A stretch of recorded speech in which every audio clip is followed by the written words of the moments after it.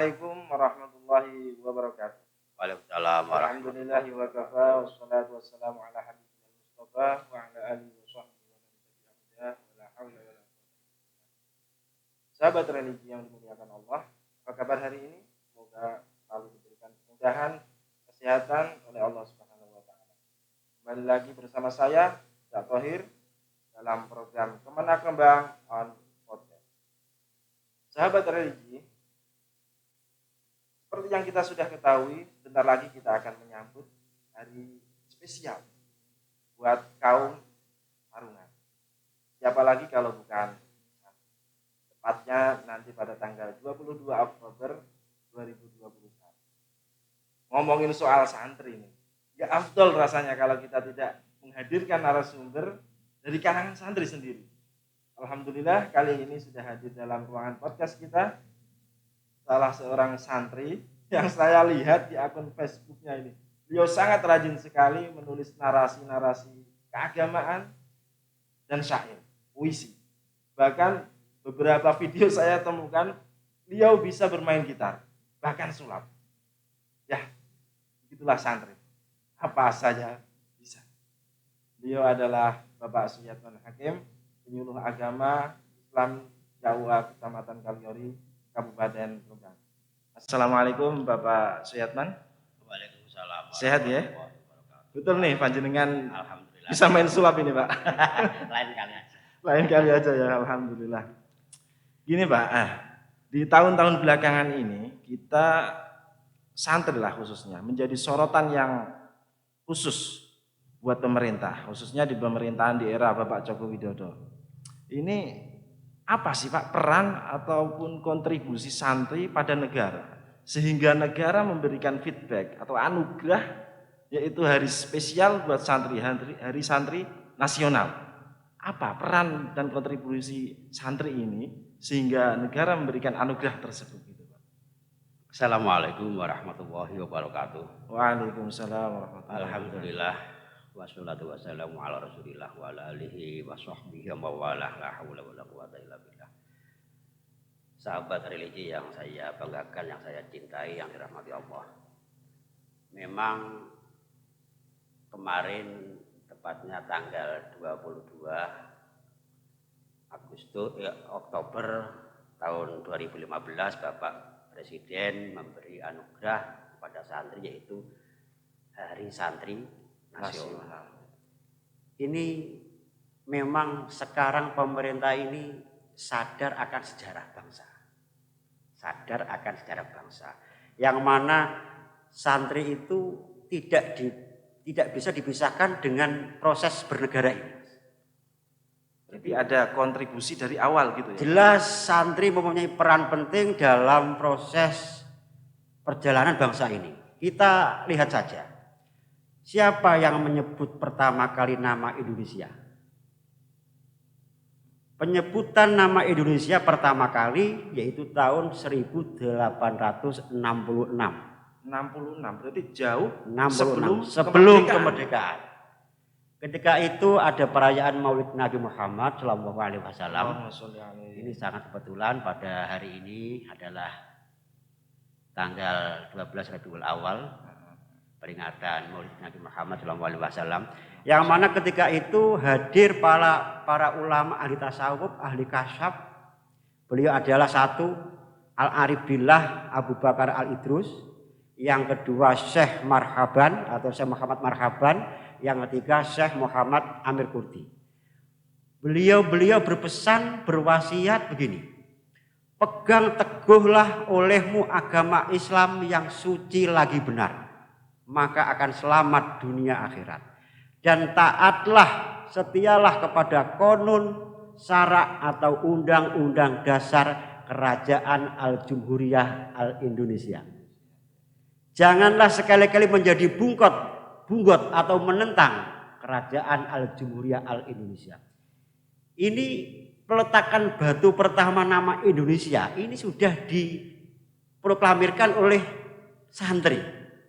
Oleh santri. Sehingga ketika tahun 1866 tersebut memotivasi atau membangkitkan para tokoh-tokoh agama, tokoh-tokoh bangsa maka ada kebangkitan nasional di awal abad 20, yaitu tepatnya berdirinya Budi Utomo tahun 1908. Ini kita peringati sebagai Hari Kebangkitan Nasional tanggal 20 Mei 1908. Ini tidak hanya selesai itu. Berlanjut, akhirnya ada Syarikat Dagang Islam, Nahdlatul Wathon, Syarikat Dagang Islam tahun 12 bulan November bulan 2 ya 2 tahun 1912 bulan November tahunnya tanggalnya 18 itu berdirinya Muhammadiyah. Juga dilanjutkan berdirinya Nahdlatul Ulama. Itu tahun 26 tanggal 31 Januari. Dan dilanjutkan ada Sumpah Pemuda. Ini sudah menjelaskan kami putra-putri Indonesia. Jadi gaungnya Indonesia itu sendiri itu sudah berawal dari proklamator, yaitu para santri ketika tahun 1866 tersebut, Mas. Ini sangat historis sekali. Bahwa awal ini hanya santri yang menyebut nama Indonesia, sehingga ada pergerakan dalam rangka membuat komunitas besar untuk melawan penjajahan. Bayangkan zaman dahulu belum ada pemerintahan. Jadi komunitas masyarakat ini yang menggerakkan adalah para tokoh-tokoh. Jadi organisasi tersebut dalam rangka untuk membuat komunitas kesatuan untuk mempertahankan bumi Nusantara ini, Mas. Seperti yang kita tahu, Pak, ini kan Hari Santri jatuh pada tanggal 22 Oktober setiap tahunnya. Ya. Nah, ini di awal pemilihan tanggal 22 Oktober ini sebagai Hari Santri Nasional, ini ada histori apa, Pak? Kok kayaknya nggak mungkin dong asal-asalan, udah kita ambil tanggal 22 Oktober saja, pasti ada histori sejarah di balik itu dong.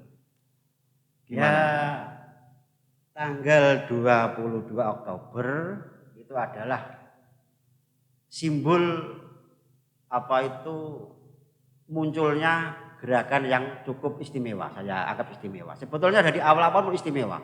Jadi peran santri sebetulnya dari awal sudah besar. Bahkan semua tokoh-tokoh ini juga dari kalangan santri, yaitu para pahlawan. Ketika diambil tanggal 22 Oktober, ini adalah saat itu Hadratus Syekh mengeluarkan fatwa resolusi jihad. Ini sangat unik, Mas. Jadi ketika tanggal 17 Agustus 45 Pak Soekarno memproklamirkan kemerdekaan, ini belum ada satupun negara yang mengakui kemerdekaan Indonesia. Merdeka tapi belum ada yang mengakuinya. Belum ada yang mengakuinya. Waktu itu awal-awal setelah kemerdekaan, Inggris datang atas nama sekutu untuk mengawasi barangkali ada sisa-sisa tentara Jepang yang masih tersisa di Indonesia. Oke, Pak Karno memberi kebebasan. Tapi pada endingnya Inggris ini malah curang. Inggris malah memanggil tentara nikah dari Belanda datang ke sini. Pada ujungnya tentara sekutu yang dipelopori Inggris dan Belanda malah duet akan memberontak di Indonesia. Nah, ini sangat kacau. Sehingga Bung Tomo selaku Panglima Perang di Surabaya agak panik, sowan ke Pak Karno. Pak Karno pun juga masih bingung dalam kondisi baru kemerdekaan. Akhirnya menyuruh Bung Tomo untuk sowan ke Hadratus Syekh Mbah Hasyim Asy'ari. Ketika itulah Mbah Hasyim bermusyawarah selama 2 hari, akhirnya diputuskan tanggal 22 Oktober tahun 1945 yaitu mengeluarkan fatwa resolusi jihad.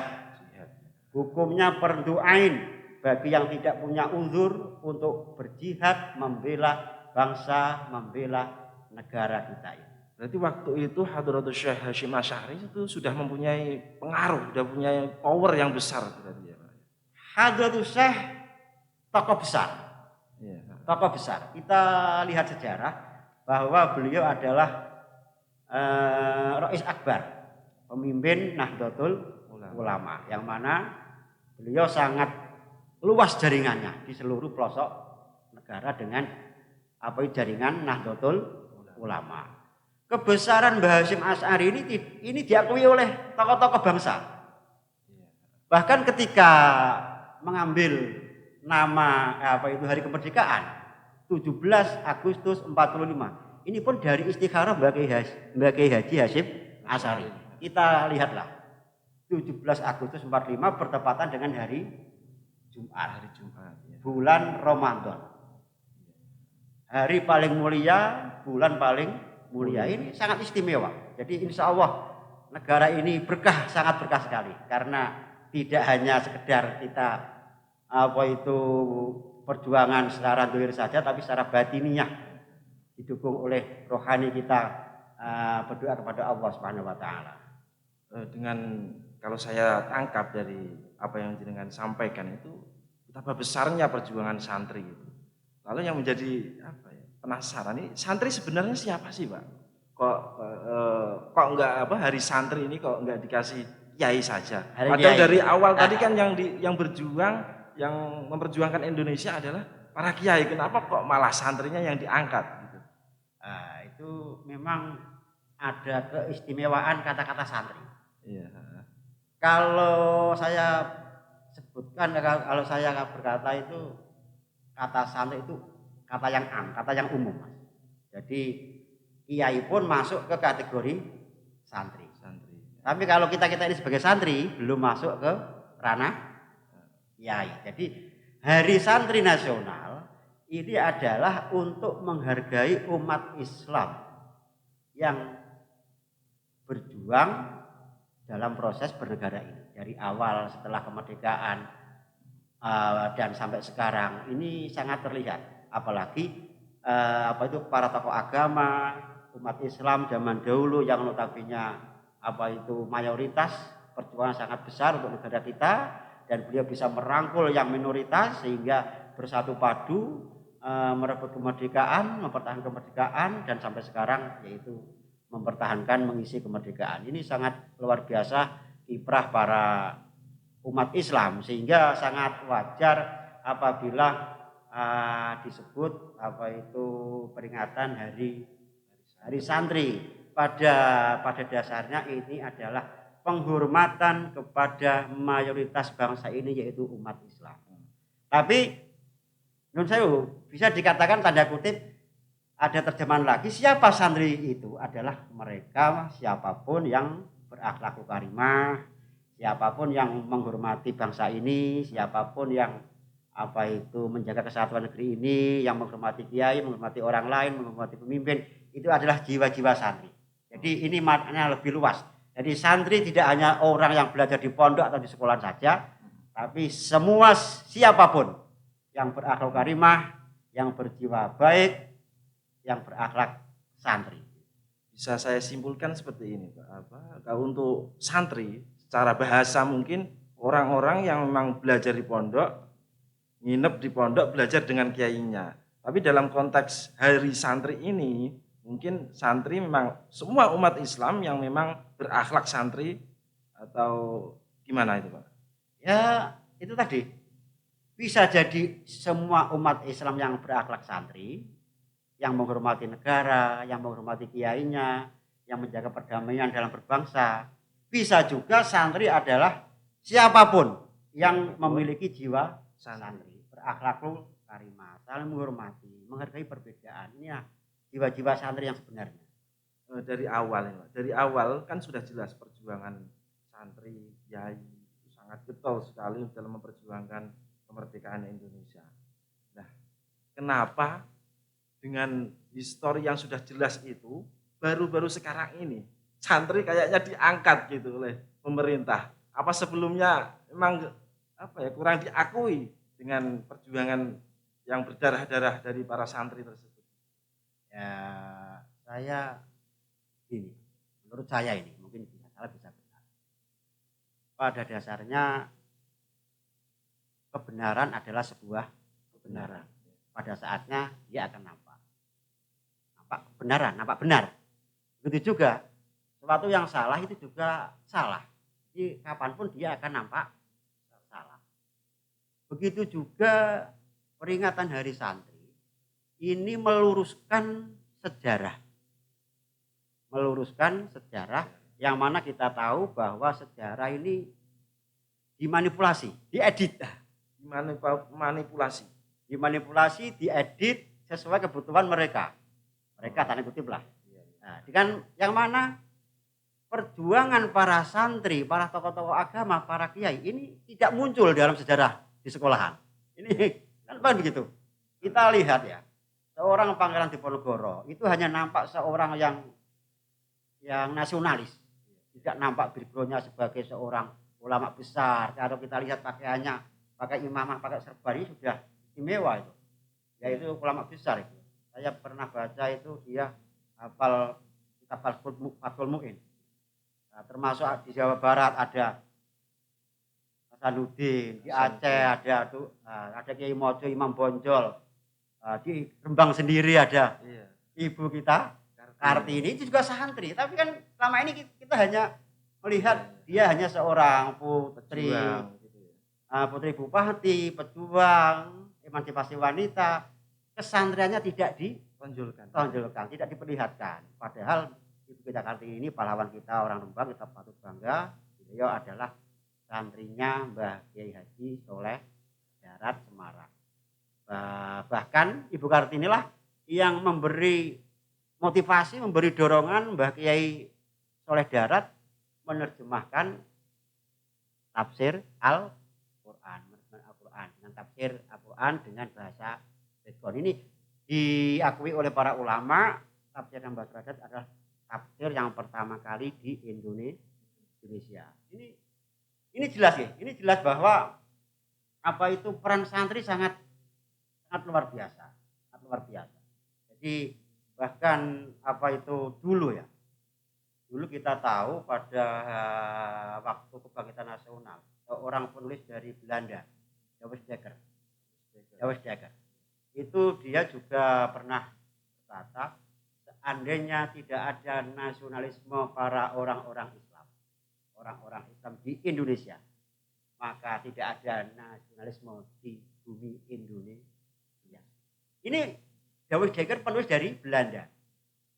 Akhirnya beliau sadar akan kebenaran yang dilakukan oleh para tokoh-tokoh terdahulu sehingga dia masuk menjadi pribumi, dijadikan seorang pahlawan nasional dan alhamdulillah dia masuk Islam dengan nama Setiabudi.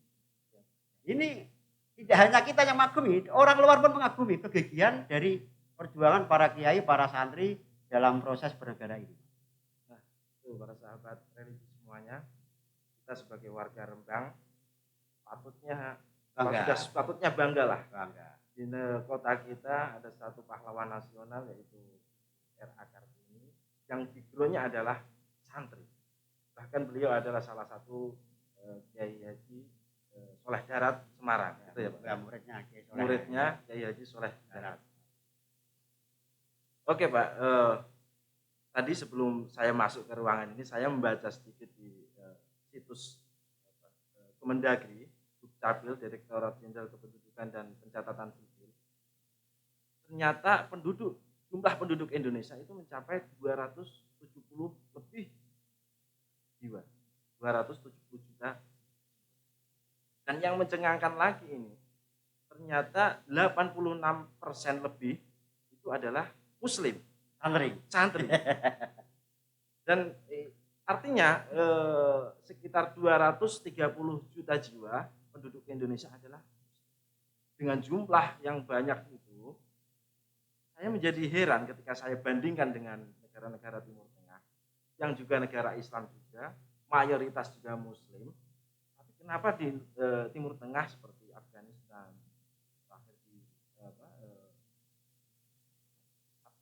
Syria yang porak-poranda itu peperangan dan mengatasnamakan agama. Tapi kenapa di Indonesia masih aman-aman saja gitu? Apa ada peran santri di situ? Alhamdulillah selama ini Indonesia masih kondusif. Kalaupun ada gesek-gesekan itu cuma sekedar paidu-paidunan. Tidak sampai perang fisik, tidak sampai perang sampai berdarah-darah. Tidak berarti lah. Tidak berarti. Ini mengapa Indonesia bisa seperti ini? Ini karena cara beragama dan cara bernegara kita sesuai dengan ajaran Rasulullah Muhammad SAW. Ini sesuai dengan ajaran Nabi. Jadi makanya dari awal sendiri Mbah Hasyim Asy'ari menyerukan hubul waton minal iman. Mencintai tanah air sebagian dari iman. Bahkan sebelum kemerdekaan pun Mbah Kiai Wahab Hasbullah tahun 34 ya mengarang lagu Yalal Waton. Indonesia biladi, Indonesia negeriku. Nah ini memang ada warisan mahabbah atau mencintai tanah air. Sehingga dalam rangka mencintai tanah air, dalam rangka kita beragama yang benar, inilah adalah muncullah tokoh-tokoh yang sangat bijak. Dia tidak hanya mengandalkan satu sisi beragama, tapi juga menganggap penting dalam komunitas bernegara. Jadi makanya terus ada toleransi yang sangat besar. Jadi kita patut bangga dengan organisasi besar yaitu Nahdlatul Ulama juga Muhammadiyah. Ini kan kelompok-kelompok besar di Indonesia. Ini mempunyai kekuatan yang sangat besar.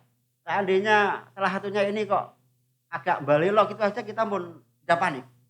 Sudah panik. Karena dalam satu keluarga dan satu kelompok besar dalam satu negara, ini kekuatan besar ini mempunyai pengaruh yang sangat berdampak sekali.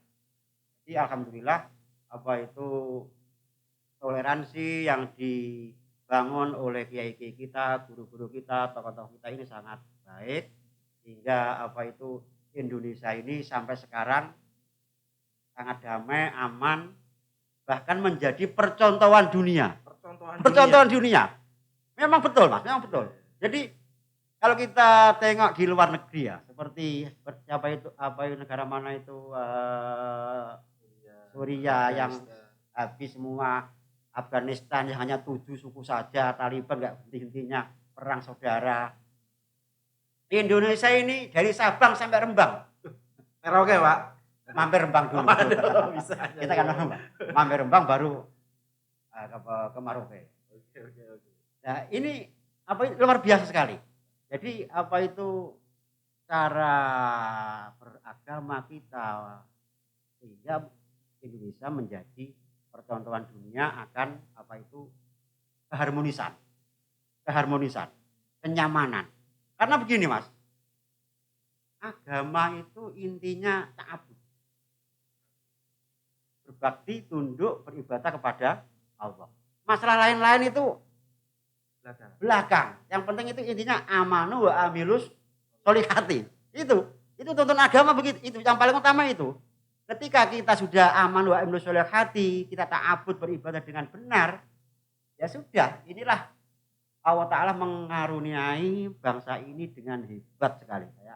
Kalau kita lihat sekarang mauludan di RT, di RW, di rumah, di musola, di mana-mana pun bacaan selawat menggema, di mana-mana ada majelis taklim. Indonesia sangat berkah sekali. Insya Allah berkah. Dari proses awal para wali-waliullah ini sudah memberi dasar fondasi yang kuat. Doa-doa Mbah Hasyim Asy'ari, Mbah Ahmad Dahlan dan sebagainya. Ini menjadi awal dari kehebatan bangsa ini. Untuk yang terakhir, Pak, pesan-pesan buat santri kita, khususnya santri-santri yang ada di pesantren yang menimba ilmu pada kiai. Memang ini perlu saya sampaikan. Yang pertama agar peringatan Hari Santri Nasional ini jadikan ibrah, jadikan satu pelajaran betapa besar jasa pendahulu kita. Bagaimana pendahulu kita bisa merangkum yang minoritas bekerjasama hingga wujudnya sebuah negara yang besar ini. Selanjutnya bagaimana sekarang kiai-kiai kita bisa mengajarkan cara beragama yang benar, cara bernegara yang benar, sehingga Indonesia ini dengan tanda kutip banyak ribuan etnis, puluhan suku dan sebagainya, agama juga banyak di sini, luasnya tadi Sabang sampai Rembang menuju Merauke. Nah, ini adalah perlu kita sebagai generasi milenial, sebagai generasi yang hadir di zaman sekarang ini, kita harus belajar, banyak belajar. Sehingga kita bisa mencontoh sekaligus bisa menjadikan fondasi di hati kita. Itu jangan sampai kita tergiur oleh propaganda mereka-mereka yang mempromosikan khilafah. Khilafah ini wah saya kalaupun khilafah itu bagian dari syariat Islam, tapi saat ini tidak layak untuk diterapkan di Indonesia. Kalaupun, tanda kutip kalaupun. Karena beragama tidak ada paksaan. Laikobidin, usaha. Jadi Allah Ta'ala itu tidak memaksakan. Jadi kita mas tatok. Jadi banyak sekali lah. Kalaupun sekali lagi, kalaupun khilafiyah itu bagian dari syariat Islam, itu pun belum layak diterapkan di Indonesia. Lebih membanggakan kita berbentuk negara kesatuan Republik Indonesia. Yang penting kita beribadah nyaman, mencari ilmu juga bebas, di mana-mana banyak sekolah, banyak pondok pesantren. Ini yang terakhir saya pesan dengan para santri. Sekarang ini banyak di mana itu di dunia maya, yaitu para ustaz karbitan. Belum saatnya matang sudah berani ngomong. Ini karbitan ini. Kalau gedang itu ya dikarbit, masih itu dikarbit, akhirnya ya enak. Itu juga Ustadz Karbitan. Ini dia tidak paham betul tentang agama, tapi berbicara tentang agama. Modal atribut aja. Modal atribut saja. Kadang-kadang itu dia modal kopas itu. Tapi pasti aja sudah berani. Ini ya makanya saya ingatkan bahwa baginda Nabi Muhammad SAW pernah berpesan, "Fangzuru aman ta'khuduna dinakum." Lihatlah, telitilah, cermati siapa gurumu, dari mana kalian belajar agama ini. Nabi tidak berpesan siapa gurumu, karena guru ini penting.